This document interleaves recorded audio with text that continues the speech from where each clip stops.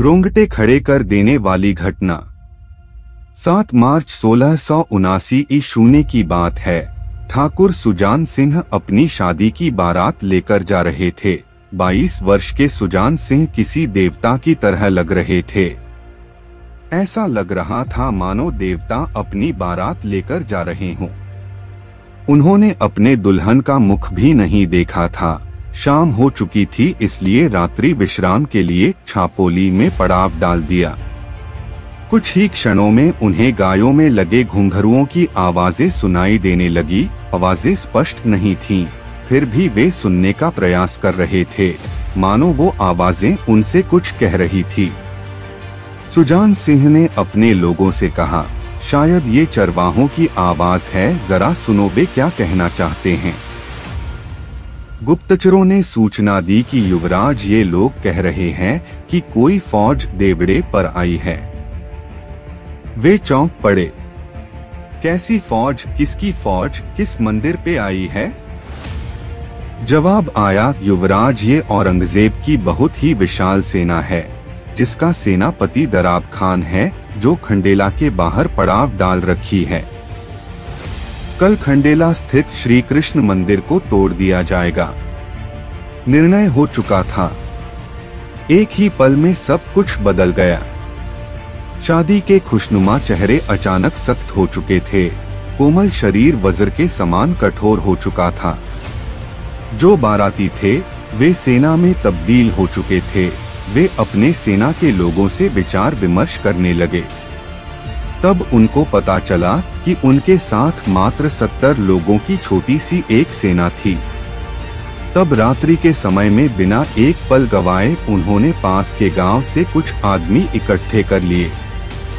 करीब 500 घुड़सवार अब उनके पास हो चुके थे। अचानक उन्हें अपनी पत्नी की याद आई, जिसका मुख भी वे नहीं देख पाए थे, जो डोली में बैठी हुई थी।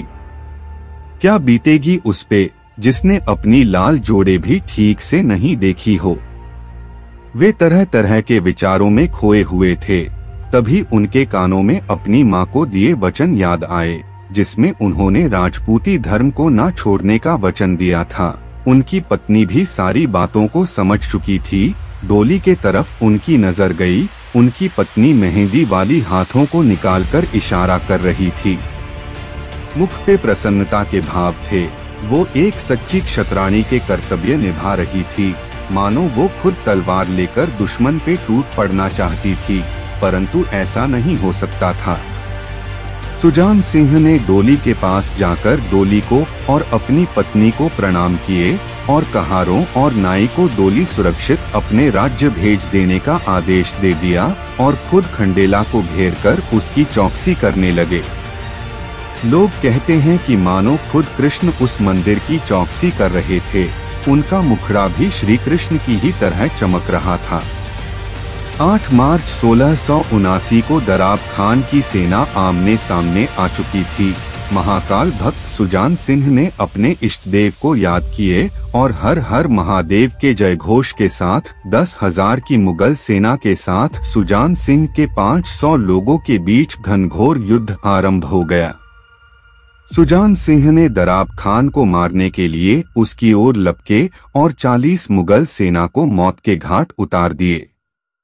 ऐसे पराक्रम को देखकर दराब खान पीछे हटने में ही भलाई समझी, लेकिन ठाकुर सुजान सिंह रुकने वाले नहीं थे।